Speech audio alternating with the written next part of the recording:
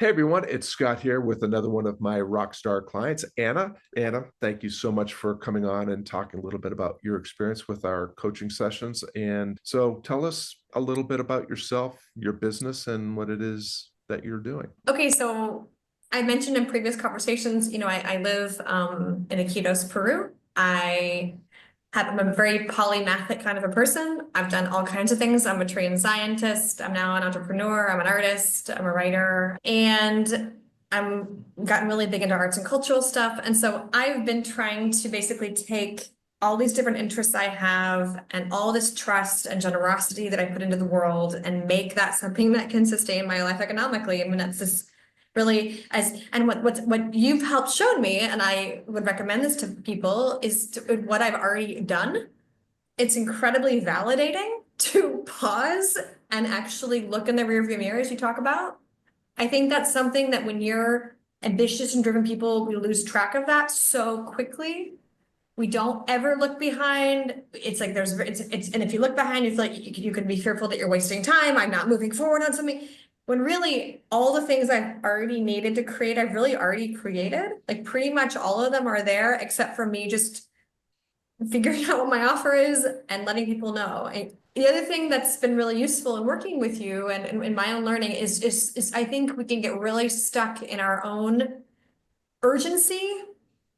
And so as a result, you don't know what you're really needing, and everything is urgent because you're wanting to take valid steps, you're wanting to make progress. I'm dutiful and diligent and but it wasn't really making progress. I was actually kind of making it worse in certain ways, I think, without meaning to.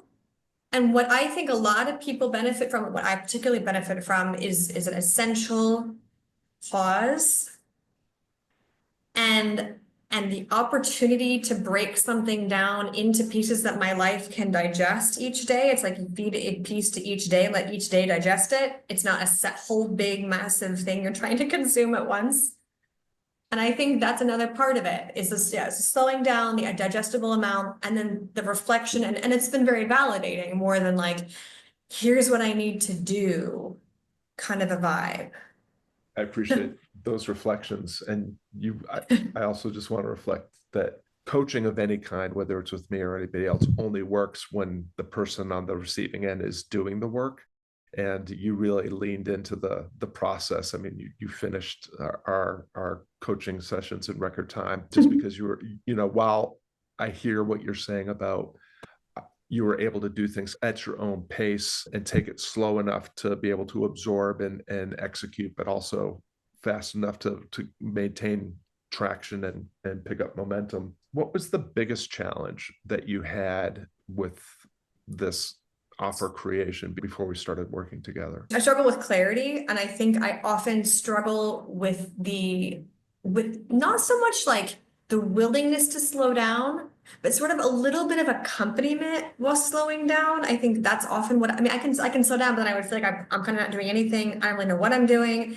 Okay, I'm taking a break. What am I doing? Like, fine. What's next? Like, and I think in that different vibration, you need a guide.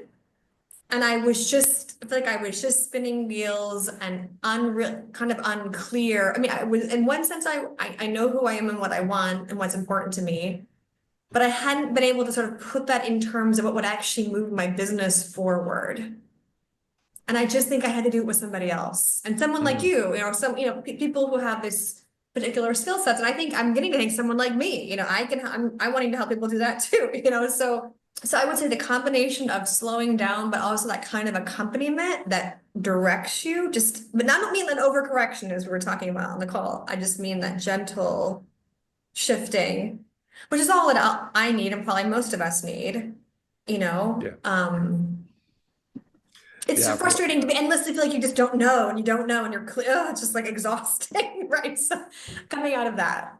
We've been talking about this quite a bit in the Substack community about being a solopreneur doesn't mean that you have to do it all by yourself, and that often the the enemy of the impact that you're capable of making is the isolation. This idea that as solopreneurs, we have to do everything by ourselves on our own. And it's really hard to read the prescription from inside the bottle, which is why not just trusted guides and mentors are helpful, but also doing it in community and having fellow travelers around. So, well, and I appreciate the comments that you made about, you know, having a guide. Was there anything in particular that made you decide to choose me over other choices I'm sure you had, in terms of how do you get that clarity that you were seeking? So I've been, you know, a member of the Kimbo community for many years, like at least 5 years, and there's a lot of really smart, thoughtful people in that group. And I think the difference that I found with you is the edit button, not the add button. You're not adding more text to an already overfilled, unclear document. Let's just delete out these whole sections and take out, let's look in the past, let's refine it. It's not more of something. And that's what I think you specifically offer. A lot of people will be like, well, what else can you do? And I think that very subtle, and not something that subtle, it's a really important difference is what attracted me to working with you and then the community in general. Well, it's a system reliability thing, right? Like the efficiency comes through subtraction, not addition. And pruning is often the most powerful thing that we can do because it sharpens the focus. It can also be the scariest thing, because as possibility comes into sharper focus and we see that it actually can't happen, then we can have some interesting conversations with ourselves where we might find that we're not as in our own corner as we might wish that we could be, which is one of the reasons why I really love the metaphor of being a solopreneur corner man, like the person that's in your corner, even when you're maybe not showing up fully for yourself there. So you've talked a little bit about that system thinking framework and the rear view mirror framework. Is there any other mechanisms or principles or reflections that were especially helpful in helping you get the kind of clarity that you really achieved so very quickly? Well, I think it's a testament to the fact that this specific way of doing the work is particularly resonant for me and people like me, you know, what we need. I think that I don't really have a lot of other frameworks.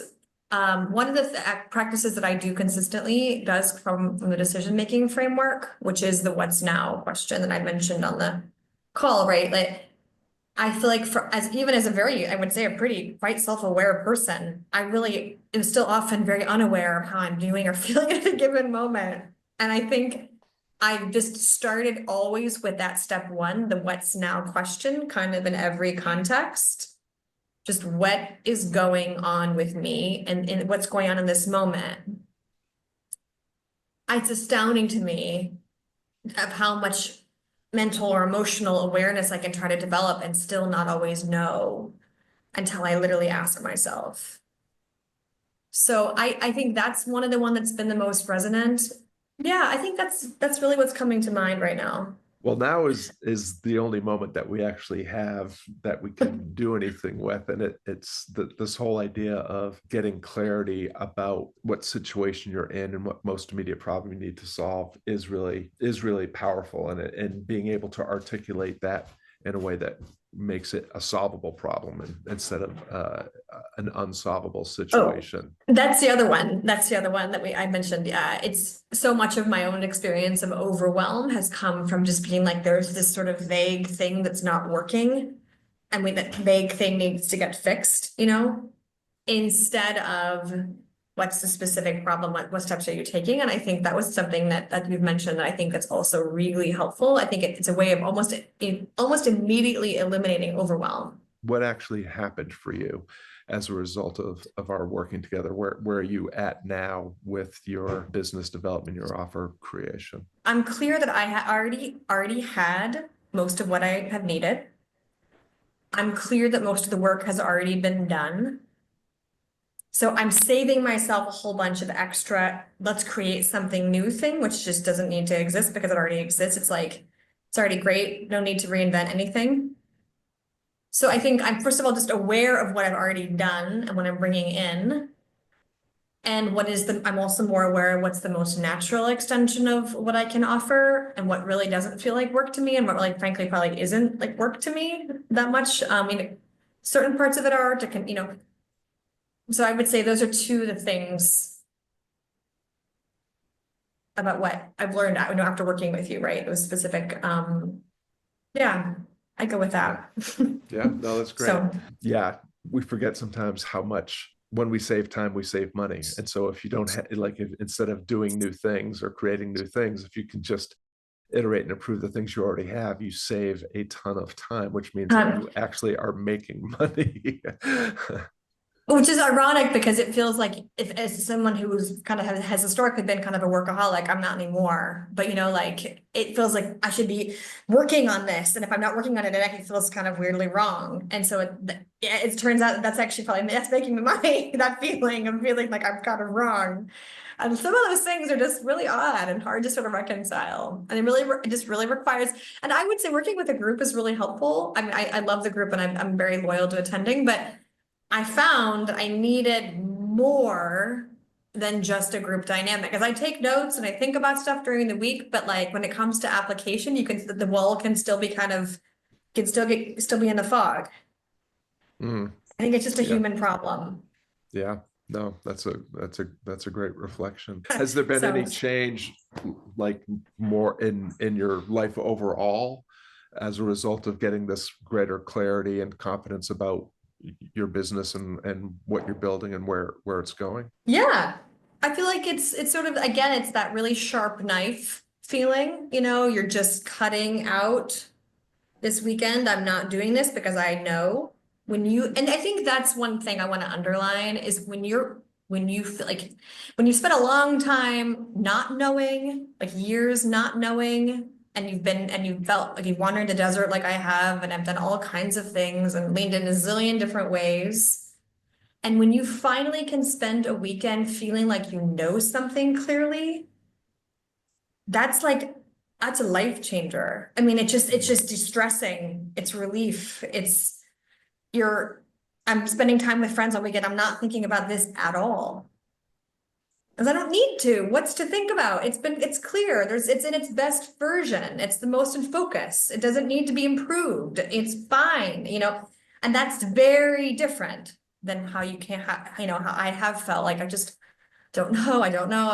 And then just one thing I want to say is that people often too, who are ambitious and who struggle with it, their motivation is just to do more, just to throw yourself even more at it. I'm not going to do anything this weekend. I'm going to work on it all weekend. And then you're having even less perspective, even less distance, even less clarity, because you're even further inside the bottle in a way, or like in a bad way. Like you're not for any further outside of it. Like, I don't, if you don't know what I mean, like that's sort of in the same way you can't really escape it, but it's just easier. I think it's easier to lose perspective.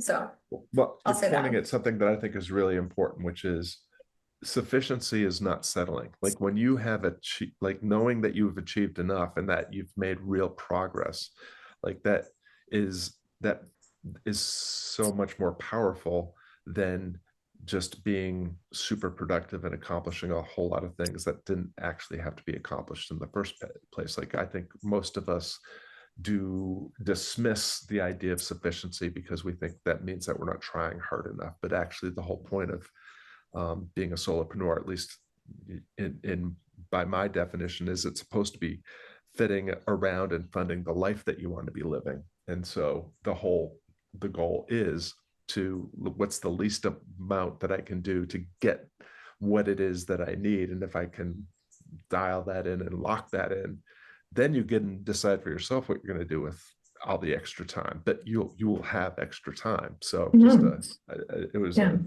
nice to hear that reflected back because it's something that's really important to me. Where do you think you would be right now if you had not trusted yourself enough to invest in yourself and our work together to get where you are in your business? Where would you otherwise be? I'd just be in the same situation, which would be a lot of motivation, a lot of things to offer, and frustrated that I wasn't, like, why, I think the main thing is I would feel a lot murkier than I do now. the next step for me is to take what we're doing into, help me turn it into a way of living, monetizing it and, or, just income generation. So that's the next thing.